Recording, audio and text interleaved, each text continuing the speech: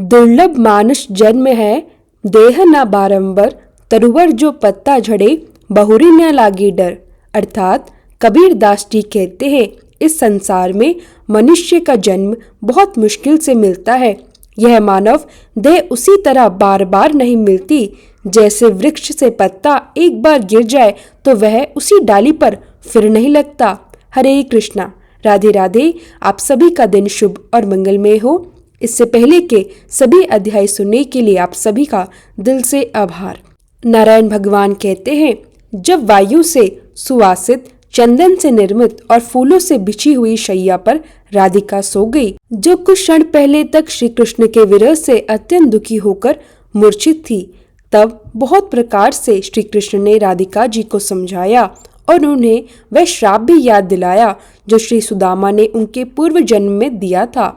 राधिका जी जब गहरी निंद्रा में सो गई तो रात के तीसरे पहर के बाद शुभ बेला में, जब शुभ नक्षत्र से चंद्रमा का संयोग हुआ, अमृत योग सा लग्न आया। उस लग्न के स्वामी शुभ ग्रहों में से एक अथवा बुध थे। उस लग्न पर शुभ ग्रहों की दृष्टि थी। पाप ग्रहों का कुछ भी दोष वहाँ नहीं था, अर्थात सब कुछ शुभ ही शुभ था। ऐसे शुभ समय में श्री कृष्ण ने स्वयं उठकर माता यशोदा को जगाया, मंगलकृत किया और बंधुजनों को आश्वस्त किया, क्योंकि जो विश्व ब्रह्मांड के स्वतंत्र कर्ता और पालक है, वे ही अपनी प्रिय राधिका के निकट जाना चाहते थे। इसके बाद श्री कृष्ण ने राधिका के भय से बचने के लिए बाजा बजाने की मनाही कर दी, क्योंकि राधिका श्री कृष्ण से एक क्षण का भी विरह सहन नहीं कर सकती।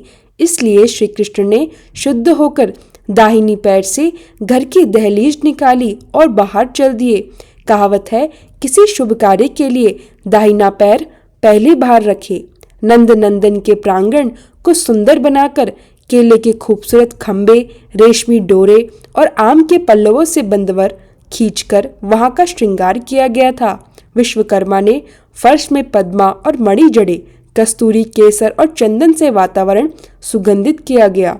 अक्रूर और अन्य बंधु बांधव भी वहां उपस्थित थे। यशोदा जी ने श्री कृष्ण को अपनी गोद में सानिध्य दिया। नंद जी ने हर्ष से उन्हें अपनाया और सभी ने प्रेम पूर्वक श्री कृष्ण का सम्मान किया। भगवान ने गुरुजनों के चरणों में मस्तक झुकाया। शंख ध्वनि, वेद पाठ व मंगल अष्टक सुने गए और फिर वे सब मथुरा की ओर चल दिए। रास्ते में श्री कृष्ण को कुब्जा मिली, एक वृद्धा सी, झुकी हुई पर मन से पूरी तरह देवी समान, सुगंधवती और भक्ति लिप्त।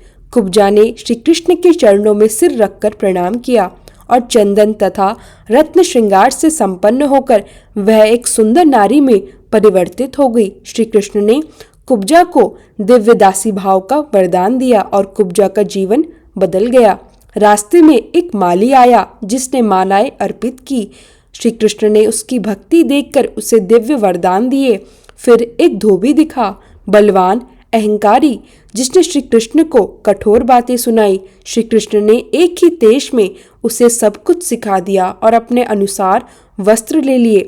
श्री कृष्ण ने अपनी सखाओं के साथ मथुरा में एक वैष्णव के घर जाकर पूजन स्वीकार किया।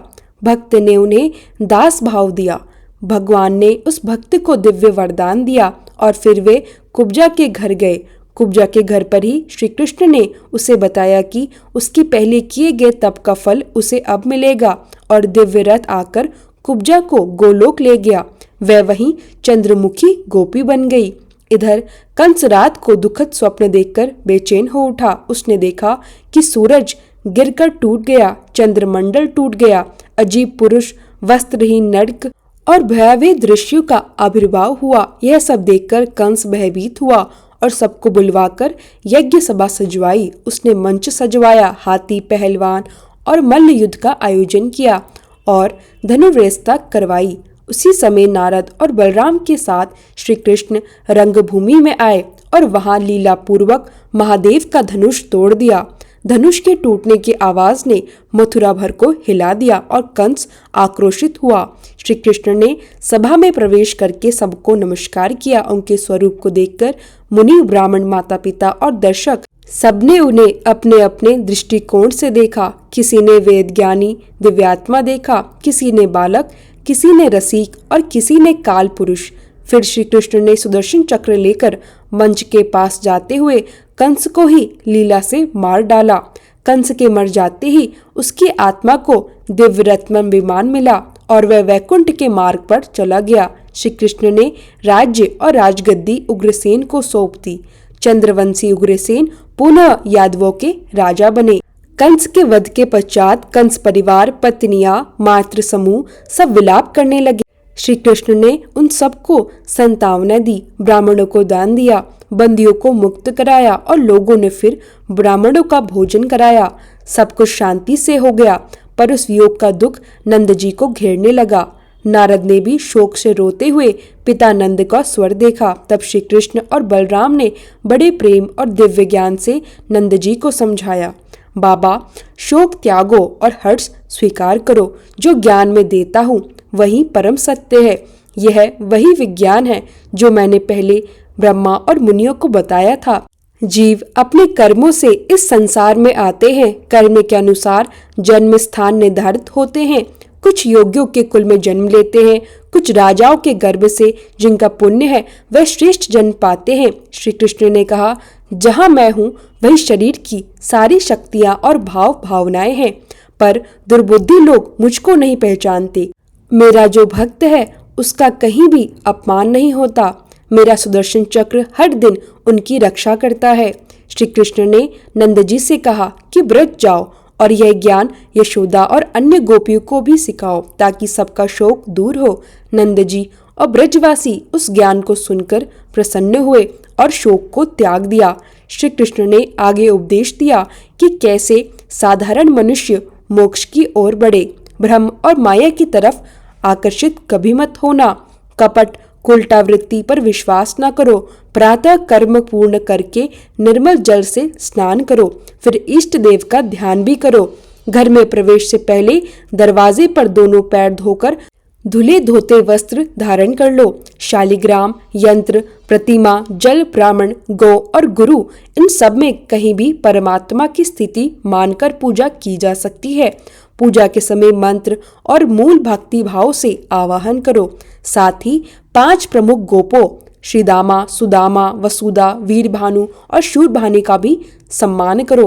फिर लक्ष्मी, सरस्वती, दुर्गा, राधा, गंगा, पृथ्वी और गुरु तुलसी, शिव, कार्तिकेय, गणेश तथा नवग्रहों का भी पूजन विद्वानों से करवाओ। विशेषकर पहले विघ्नाशक गणेश जी का पूजन करो। श्री कृष्ण ने कहा कि यह वेदोक्त विधि कर्म बाधा काटकर मोक्ष का मार्ग बनाती है। नंद जी को कहा, ब्रज में ब्राह्मणों को भोजन करवाओ, पुण्य वर्धन हेतु यह उत्तम है। नंद जी ने कहा, हे गोविंद, मैं मूर्ख हूँ, मुझे ऐसा लौकिक मार्ग बताओ जिससे मैं तुम्हारे चरण कैसे प्राप्त करूं। श्री कृष्ण ने फिर कहा, हृदय कमल में इष्ट का ध्यान करो, ब्रह्मांड में गुरु का चिंतन करो और श्रद्धा से कर्म करो। ऐसा करने से सर्वत्र शुद्धि होगी। नंद जी ने कहा, बेटा राधिका, गोपियां, रास मंडल सबका स्मरण करूं। नंद जी ने श्री कृष्ण को गोद में बिठाकर प्रेम से चूम लिया और रोते हुए संतोष पूर्वक कहा कि उनका हृदय बच्चे के प्रेम से भराया। श्री कृष्ण ने फिर आत्मा ज्ञान और भक्ति का जो उपदेश दिया उसका वृत्तांत आप अगले अध्याय में विस्तार से सुनेंगे, परंतु इस अध्याय में जितना दिया गया है वह यही बताता है कि सच्ची भक्ति, श्रद्धा और शुद्ध हृदय से ही मोक्ष और मंगल मिलता है। घर गृहस्थ धर्म, पूजा विधि, गुरु आदर और ब्राह्मण सेवा से जीवन शुद्ध होता है और सबसे बड़ी बात, भगवान का स्मरण और भक्ति के प्रति प्रभु की दया ही सबका उद्धार करती है। अब सुनिए श्री कृष्ण चालीसा का संपूर्ण पाठ। बंशी शोभित कर मधुर, नील जलद तन श्याम, अरुण अधर जनु बींब फल, नयन कमल अभिराम। पूर्ण इंद्र अरविंद मुख, पीतांबर शुभ साज, जय मनमोहन मदन छवि, कृष्ण चंद्र महाराज। जय यदुनंदन जय जगवंदन, जय वसुदेव देवकी नंदन, जय यशोदा सुत नंद दुलारे, जय प्रभु भक्तन के दृक्तारे। जय नटनागर नाग नथैया, कृष्ण कन्हैया धेनु चरैया। पुनि नख पर प्रभु गिरवर धारो, आओ दीनन कष्ट निवारो। वंशी मधुर अधर धरि तेरी, होवे पूर्ण मनोरथ मेरो। आओ हरिपुनि माखन चाखो, आज लाज भारत की राखो। गोल कपोल चिंबुक अरुराणे, मृदु मुस्कान मोहिनी डारे। रंजित राजीव नयन विशाला, मोर मुकुट वै जयंती माला। कुंडल श्रवण पीत पट आछे, कटी कीकड़ी काचन काछे। नील जलज सुंदर तनु सोहे, छवि लखी सुर नर मुनि मन मोहे। मस्तक तिलक अलग घुंघराले, आओ कृष्ण बांसुरी वाले। करी पे पान पूत नहीं तार्यो, अका बका कागा सुर मार्यो। मधुवन जलत अग्नि जब ज्वाला, भय शीतल लगती ही नंदलाला। सुरपति जब ब्रज चढ़्यो रिसाई, मसूर धार वारी वर्षा आई। लगत लगत ब्रज चहन बहायो, गोवर्धन नख धारी बचायो। लखी यसुदा मन भ्रम अधिकाई, मुख मह 14 भुवन दिखाई। दुष्ट कंस अति उधम मचायो, कोटि कमल जब फूल मंगायो। नाथ कलिहि तब तुम लीने, चरण चिन्ह दे निर्भन कीने। करी गोपिन संगरास विलासा, सबकी पूर्ण करी अभिलाषा। केतिक महा असुर संगरायो, कंसी केस पकड़ी दे मारियो। मात पिता की बंदी छुड़ाई, उग्रसेन कह राज दिलाई। मही से मृतक छौ सुत लायो, मातु देव की शोक मिटायो। भौमासुर मुर दैत्य संहारी, लाए शतदस सहस्र कुमारी। देवहीणी तीर चीर सहारा, जरा सिंधु राक्षस कह मारा। असुर बकासुर आदि कमारियो, भक्तन के तब कष्ट निवारियो। तीन सुदामा के दुख टारियो, तंदुल 3 मुठ मुख डारियो। प्रेम के साग विदुर घर मांगे, दुर्योधन के मेवा त्यागे। लखी प्रेम की महिमा भारी, ऐसे श्याम दिन हितकारी। भारत के पार्थ रथा के, लिए चक्र कर नहीं बलता के। निज गीता के ज्ञान सुनाए, भक्तन हृदय सुधा वर्षा आए। मीरा थी ऐसी मतवाली, विष पी गई बजाकर ताली। राणा भेजा साप पिटारी, शालीग्राम बने बनवारी। निज माया तुम विधि दिखायो, उड़ते संशय शकल मिटायो। तब शत निंदा करी तत्काला, जीवन मुक्त भयो शिशुपाला। जब ही द्रौपदी टेरी लगाई, दीनानाथ लाज अब जाई। तुरत ही वसन बने नंदलाला, भरे चीर बे अरिमु काला। असनाथ के नाथ कन्हैया, डूबत भवर बचावत नैया। सुंदर दास आसुरधारी, दया दृष्टि कीजे बनवारी। नाथ सकल मम कुमति निवारो, शमुहु बेगी अपराध हमारो। खोलो पट अब दर्शन दीजे, बोलो कृष्ण कन्हैया कीजे।